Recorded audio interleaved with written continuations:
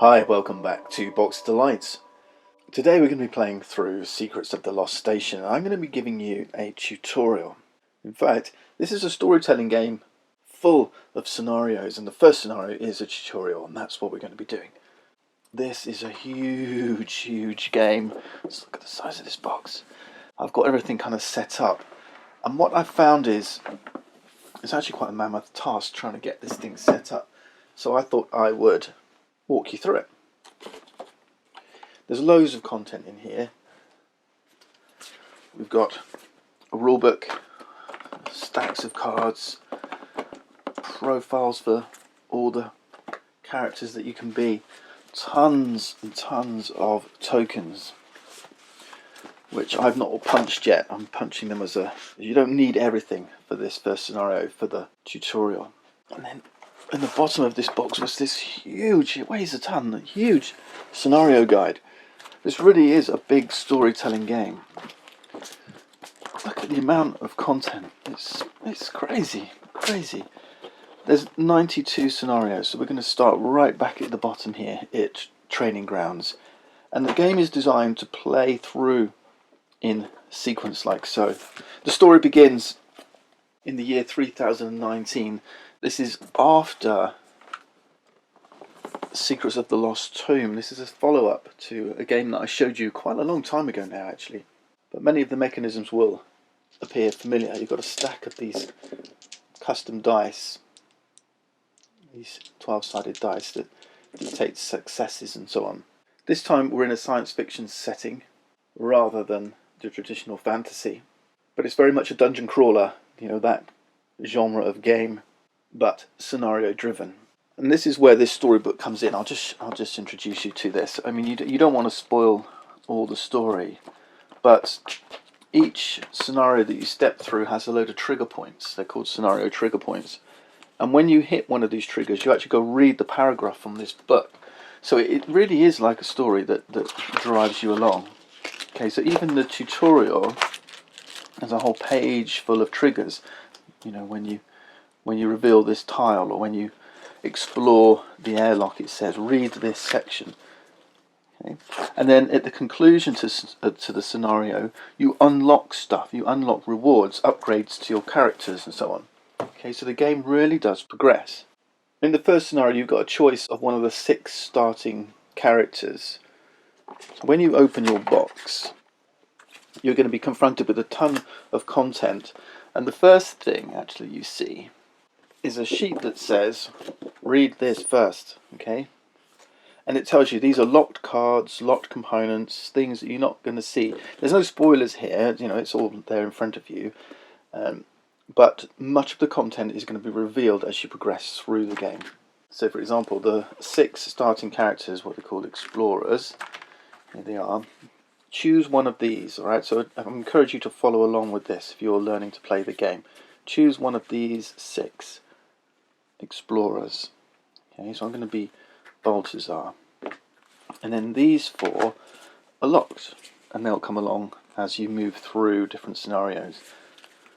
Let's help you through this setup and get into the tutorial. So let's start down here with the player setup. So you've got your little booklet which gives you lots of reveals on your character's progression through the game. So don't read it just yet. They're kind of memory recall reveals.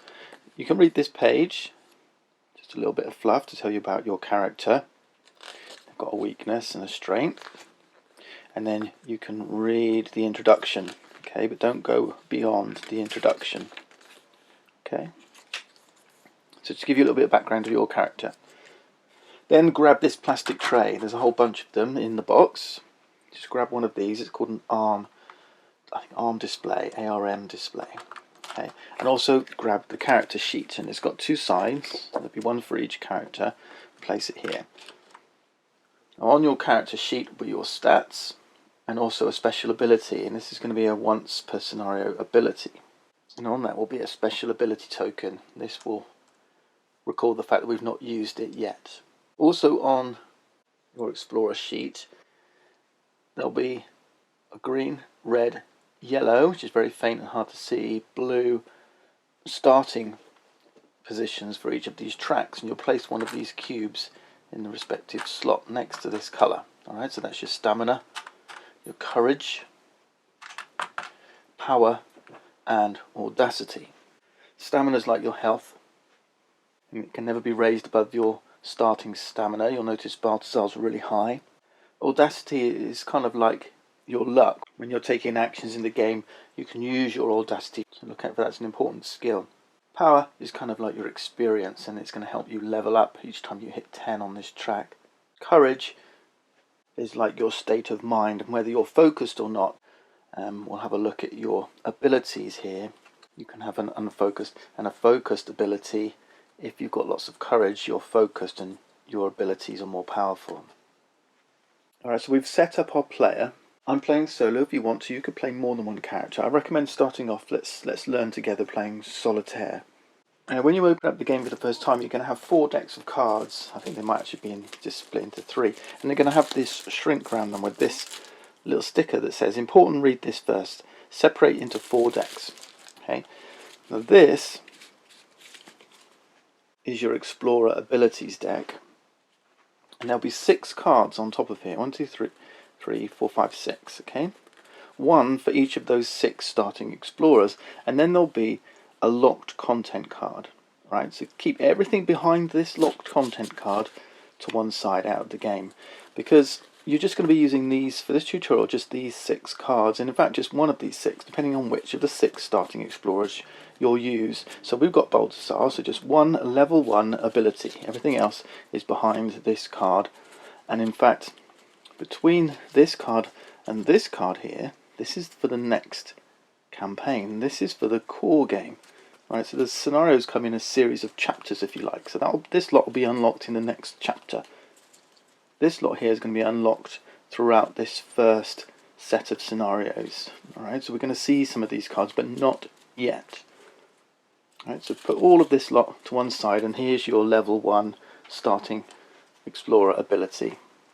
The other decks I've got up here. We've got items, companions, and station systems. Now in station systems, there's just one card at this moment. Everything else is behind this locked content, and it's this card here. Alright, the Darwin card. Now these could all go back in the box. I'm just going to keep everything together in a little pile. Alright, and I know everything behind this is not accessible just yet. The same for items. Okay, we've got this first locked content. Everything else sits in front of it. So they're numbered actually, and you can have them in sequence 1 down to, I don't know what it goes down to here. What is it? 15, something like that. Goes down to 14. Okay, and on the top here, if you're setting this up, just place this item here, item number 1, the stim pack. Everything else is shuffled up, right? But and again, you could put all that back in the box and just leave this little stack, but I'm just going to keep everything together so everything's tidy when I pack it away. And then your companions. Now here, this time, you've got loads and loads of companions, alright, but you're only going to want 6, and they're your starting companions, okay? There's a bunch that again sit behind locked content, but there's 2 types of companions here. These 6 are your explorer companions. Okay, the game kind of scales nicely. If you're playing solo, for example, you're not going to be on your own. You can bring 2 companions with you. If you're playing 2-player, you can bring 1 companion with you. You can't bring yourself, so I'll put that one aside, but I can choose 2 companions from this set to bring with me on my adventure. Alright, so there's actually going to be 3 of us. I'm playing 1 character with 2 companions. And you've got to choose between these starting 6, alright, or 5 excluding yourself. The rest, they're available right now, but we're not going to draw them. These things are called, I think they're called generic companions, and they'll just be given to you as we read through and play through the story. Okay, so keep those. Again, you can put those back in the box because they're all locked, but we're just going to stack those up, and remember, anything beyond this card is not available. Alright, so that's our companion deck. So if you want to pause at this point and grab yourself 2 companions, and once you're happy, place them next to your ARM device tray. Okay, that's it. We've set our character up now. Characters have a whole bunch of attributes, things you'll be familiar with. So we've got strength, dexterity, knowledge. This is your movement. This one's going to be important from the start. So movement 3, we can move 3 spaces. This is mythos and this is combat. Balthazar's combat strong. And remember, we're playing scenario number 1, so let's continue with the setup of our scenario. This is training grounds. Okay, and it says here that you can choose any explorer. We have no starting items. In some scenarios you will start with some items. Okay, from this deck. We have none. And it says what station systems are enabled. Well, none for the start of the game.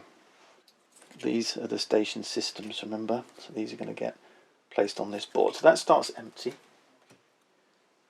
And then next to this board is the scenario guide card. Scenario number 1 is training grounds. When you open the box, you'll have this tray in here. Next to these is a whole bunch all the way down to number 92, end of days. Okay, that's all of those scenarios. God, look at them. This is masses of content. But this game is designed that you're going to play through these one by one by one by one, right? So that's why there's so much content. Okay, so that's that. We don't need any of this other stuff right now. Okay, so we've got the training grounds objectives. It says follow Darwin's instructions to complete your training. Darwin is like your ship's computer. Okay, and then on the back here is the scenario triggers. Anytime one of these things happens, we're going to read a chapter from the scenario to give us a little narrative on our story as we progress our exploration here of our shuttle and the space station that we're docked to. So that's the next bit. Scenario tiles. There'll be a whole stack of tiles. Okay, generally in the game this will be like a random stack. Now at the beginning of training grounds we're actually going to stack these. So pull out these specific tiles and place them in a stack with storage bay on the top, then gravity control, airlock, communications and research lab. And as we explore, these things are going to get revealed. Docking station and holodeck are here already set up, and you'll have an indication of that setup here, the starting setup of the scenario. Now one thing to be aware of, there is a second docking station, but it's a darkroom one. It's down here in some of the locked components, right? So just ignore that docking station. This is ours. You'll find the same with other rooms like gravity control here. For example, this is the dark room gravity control. Notice the difference, right? So we don't want this one with lightning bolts through it. Put that to one side, that stays in the box, right? So we want this stack. So normally they're randomized, but they're stacked here. Right, so docking station. Now I've got my standee of Balthazar in the starting spot, so place him here in the holodeck, or whomever you've chosen.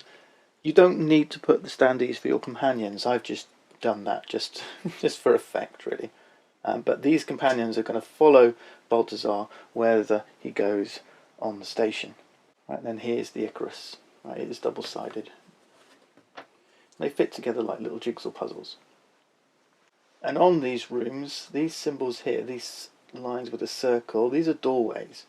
So we've got an open doorway here connected to an open doorway here. Alright, not this way around.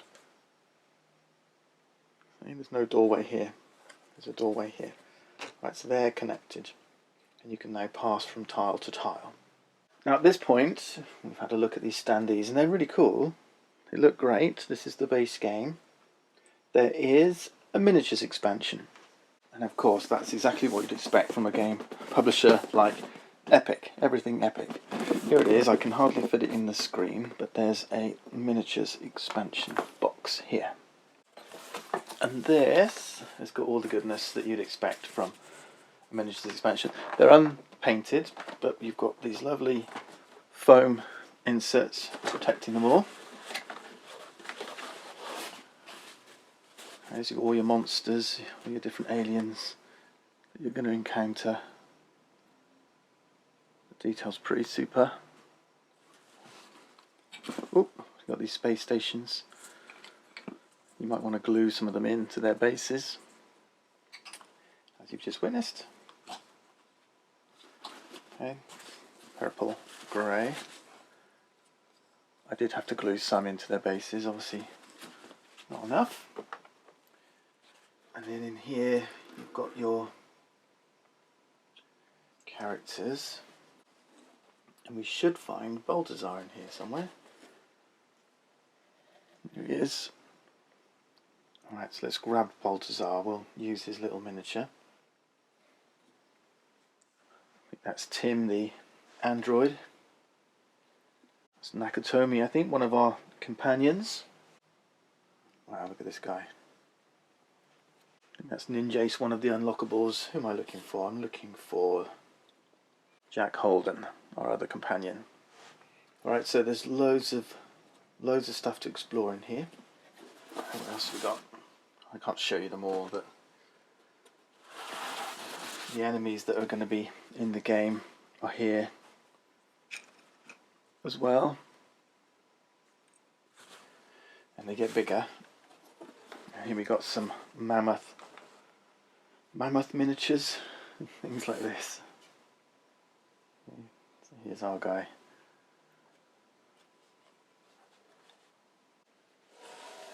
Okay, monstrous cyborgs and so on.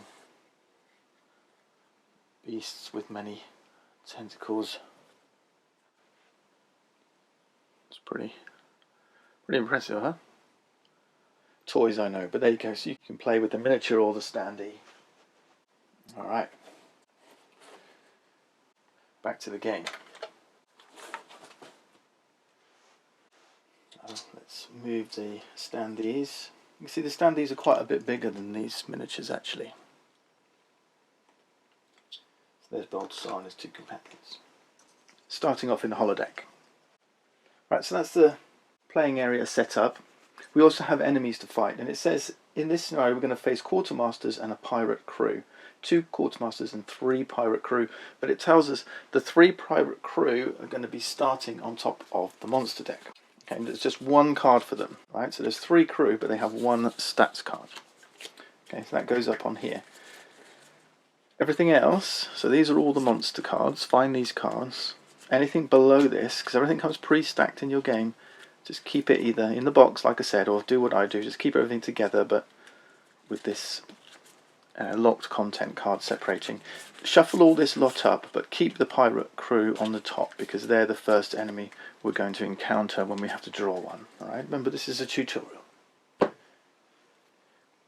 2 quartermasters, so there are their standees. We're going to use their miniatures. Here they are for when they appear on the map. You're going to find 4 of these in the game. 1, 2, 3, 4. They've got numbers on the base. Okay, so just grab numbers 1 and 2. The standees have the same. Number 1, number 2. Okay. And then you're going to need their card, okay, their creature card. This is the creature holding area and the creature damage track. These cards are the same, but they're double-sided. Right, so put one side on where it's got the numbers 1, 2, 3 at the top, one side that has the numbers 10, 11, 12, 9, 8, 7, and you just place them like so in a cross. Right, 1, 2, 3, 4, 5, 6, 7, 8, 9, 10, 11, 12. And then our quartermaster card goes in the middle, and this is going to track the damage on our enemies. So this will track damage for enemy number 1, and this spot for enemy number 2. Okay, that's how it will work. And we're pretty much ready to go. The last thing we need to set up is called the station track. Here it is. This is the station track. Again, another plastic tray like our player arm device. And these tokens that are in here are station event and scenario trigger tokens. This is like the timer of the game. As we progress, we flip one of these tiles over and things get revealed. This one's a blank, for example. This one's a station event. And I want you to place them in this order. And it actually tells you here on the scenario how to set this thing up. Okay, so it says number 1, put a blank. Okay, normally these ones here, they'd all be shuffled up, you see, and you draw them randomly. Okay, Alright, these station events, we'll put them here with their black side face up.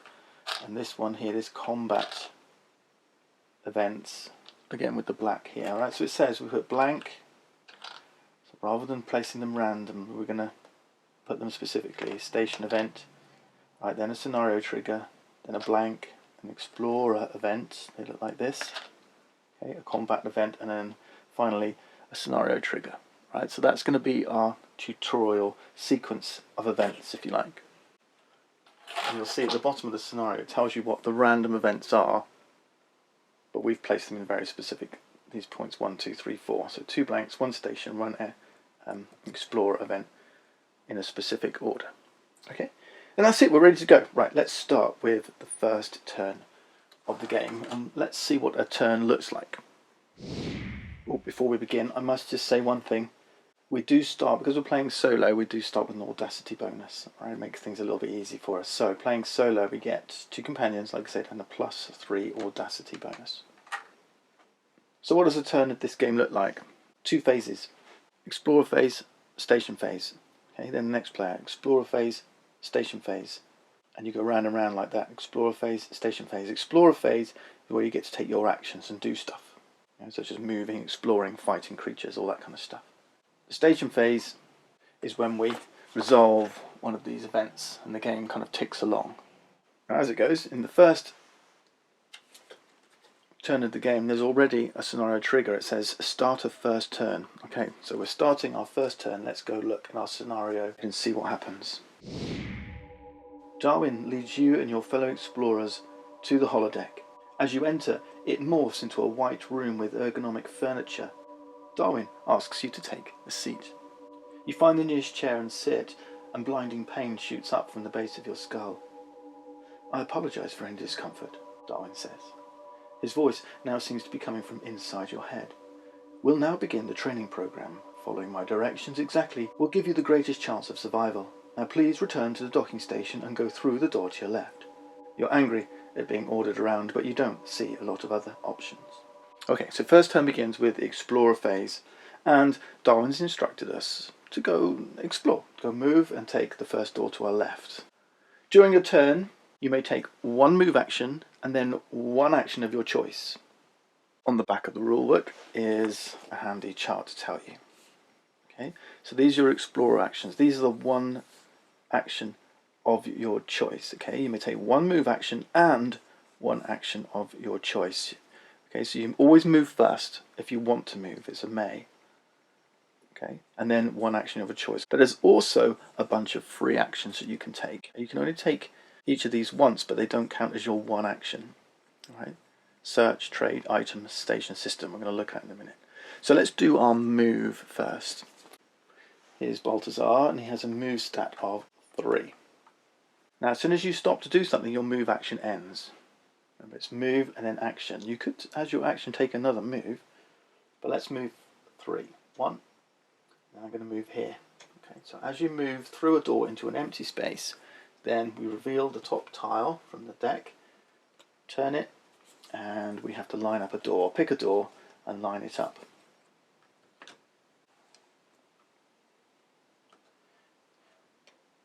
Our companions come with us. This is the storage bay, and on the storage bay there's this icon. In fact, there's an icon on every tile that tells you what type of room it is. This one is like a magnifying glass with a number 3 on it. What that means is we get to place 3 search tokens here. We can search 3 times. Exploring like this, a new room immediately ends your move. Okay, I couldn't move forward, even though I've got 1, 2. You might say I could move again. Exploring ends your movement. As it goes, look at our scenario triggers. Storage bay explored is another scenario trigger. So let's go find the paragraph for storage bay explored. Here it is. Okay, a whole bunch of text to teach you the game I'm going to teach you. You enter the storage bay and find a stack of supply crates. It looks like there may be useful equipment in them. If we look at our choice of actions again, remember search was one of our free actions. So before or after our primary action, we can remove a search token from your room and read the next search event. Searching is really unique again in this game. So as our free action, we're going to search. We remove a token, And searching is again scenario driven. It's driven by this text. The first time we search, second time we search, the third time we search. And what you'll find is on each scenario there's a little section called search events. Search event number 1 is here. You've found a stim pack. It sure looks useful. It tells us to draw an item from the item stack. Remember this deck we set up? And lo and behold, we've found the stim pack. This is going to go in our player area. And the stim pack has an ability here. It says +3 stamina, this is, to any explorer in your room. This is your stamina. Remember, it's like your health. This is like a little health pack. And remember, I told you you can't go above your starting stamina of 13. So I can't use this just yet. But it does say on here, uses 2. Text is very small, but it says uses 2. What we do then is we use these tokens. They're called generic tokens. They have multifunction. So we're just going to place 2 tokens on here to record the fact that we've got 2 uses yet left of this stim pack. Okay, before it's exhausted. Alright, brilliant. So here we are then. We've used our move action. We've taken a free action to search. We've still got our primary action left. So move, combat, heal, adrenaline, investigate, ability. We don't want to do any of those things just yet, apart from maybe adrenaline. So let's take the adrenaline action. Adrenaline is a way to gain courage. Now, adrenaline says we just make a performance check. Performance checks are checks against our stats. And adrenaline is a check against our mythos stat, this one here. Our mythos stat is 2, so we get to roll just 2 dice. To succeed, this is a standard check. I just need to score 1 success on here. These are the successes, this icon here. Okay, there's 2 successes on here. Alright. Some checks in this game might have a number in parentheses. So it might say a knowledge 2 check. This is my knowledge. Alright, it says I've got 2 knowledge, I'd roll 2 dice. And a knowledge 2 check would be I've got to get 2 successes. A knowledge 3 check would be I've got to get 3 successes. 3 successes off 2 dice. Alright, so there's different types of checks. For an adrenaline action, you're doing a mythos check. Just any number of successes will do. Okay. Right, I've got 2 successes. This is a critical failure. Some checks may say, in the event of a critical failure, do this. Right? If they don't say that, then just ignore it. It acts like a blank. For an adrenaline action, when we're doing a mythos test, just a standard adrenaline action, it just says a mythos test, gain for each success a number of courage. Okay, that's all we're doing. It's a standard action. Right, so critical failure does nothing. The other result you might get is this one. This is the audacity. If you see this come up, then you can spend your audacity to turn those into successes. Right, it counts as a success. The good news is if you had 2 audacity symbols here, like for 1 audacity, it changes all of them to successes. Okay, that's the way that works. So I had 2 successes, and for an adrenaline action, each success is translated into courage. Now you can only take the adrenaline action if your courage is less than 5. If it's above 5, you can't take it again. So I've gone from 4 to 6 because of my 2 successes. Great, and that's my primary action taken. And that's it, we're done with our first explorer phase of the game. 1 move action, 1 primary action, 3 actions in between. Now we do the station phase, and here we go to the station track. We turn over one of these tokens and we see what it does, and it's blank. We kind of knew that already, right? Join me next time then as we continue our playthrough of Secrets of the Lost Station.